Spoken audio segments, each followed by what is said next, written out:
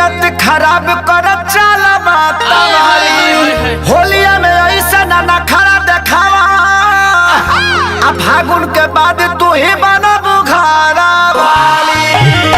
लहंगा के लास्टिक को मारा छटका दी लहंगा के लास्टिक को मारा छटका दी जाना छपरा के रंग तो हर रोज छोड़ा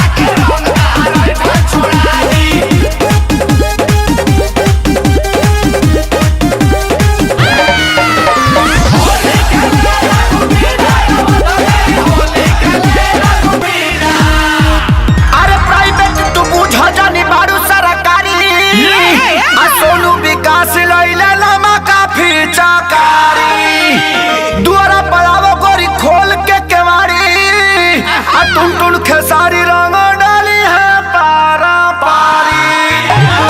धक्के कलाई तो हर चूड़ी चटका दी धक्के कलाई तो हर चूड़ी चटका दी छपरा के छपरा के रंग तो हर ऐठल छोड़ा दी ए चस्कल का है हरकल मानी परकल ना मानी।